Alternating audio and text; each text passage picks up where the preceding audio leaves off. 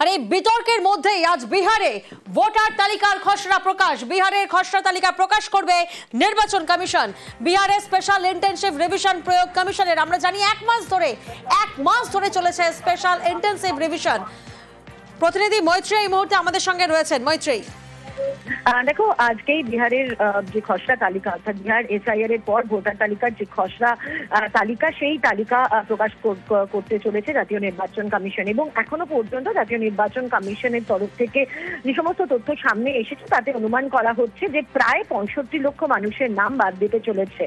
এবার সেখানেই দেখার যে আদতে কত মানুষের নাম এই ভোটার তালিকা থেকে বাদ যায়, তার কারণ সর্বোচ্চ আদালতের তরফ থেকেও কিন্তু বলে রাখা হয়েছে যে যদি মাস ডিলিশন হয় নামে তাহলে সেক্ষেত্রে জাতীয় নির্বাচন কমিশনের বিরুদ্ধে পদক্ষেপ করবে সর্বোচ্চ আদালত।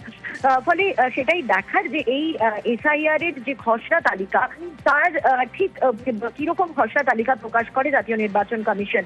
এ প্রসঙ্গে তোমাকে জানিয়ে রাখতে চাইবো যে আগামী এক মাস অর্থাৎ 1 সেপ্টেম্বর পর্যন্ত যাদের এই খসড়া তালিকা সম্পর্কে আপত্তি রয়েছে বা যাদের কোনো অবজেকশন থাকবে তারা কিন্তু এই অবজেকশন জানাতে পারবেন এবং যাদের নাম বাদ দিয়েছেন তারাও আবেদন করতে পারবেন বলে জাতীয় নির্বাচন কমিশন জানিয়েছে। বেশ মৈত্রী, তুমি আমাদের সঙ্গে থাকো।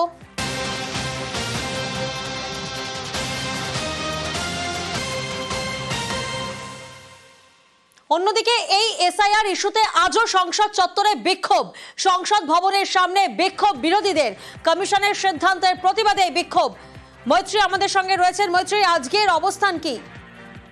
খুব একইভাবেই গত কয়েক সপ্তাহ ধরে অর্থাৎ 2 সপ্তাহ হতে চললেও অধিবেশন শুরু হয়েছে এবং এই বাদল অধিবেশনের একেবারে প্রায় শুরুর সময় থেকেই দেখছি বিরোধীরা এসআইআর ইস্যুতে সুর চড়িয়েছেন এবং আজকেও কিন্তু তার অন্যথা হয়নি। গতকালই ইন্ডিয়া জোটের বৈঠকে সিদ্ধান্ত হয়েছে যে আরো অনেক বেশি ধার এবং ভার বাড়ানো হবে বিরোধীদের তরফ থেকে এই এসআইআর ইস্যুতে সরকার যাতে আলোচনায় বসে এবং আলোচনার জন্য সময় নির্ধারণ করে তার জন্য। এবং আজকেও কিন্তু দেখা গেল তৃণমূল কংগ্রেস সাংসদরা এবং অন্যান্য ইন্ডিয়া জোটের শরিকরা, তার মধ্যে মল্লিকার্জুন খাড়গে, প্রিয়াঙ্কা গান্ধী এবং তৃণমূল কংগ্রেসের সমস্ত সাংসদরা, ডেরেক ওব্রায়েন থেকে শুরু করে ডোলা সেন থেকে শুরু করে সাগরিকা ঘোষ থেকে শুরু করে সমস্ত সাংসদরা তারা উপস্থিত হয়ে তারা কিন্তু আজকে এই এসআইআর ইস্যুতে তারা বিক্ষোভ দেখিয়েছেন ফের মকরদ্বারের সামনে।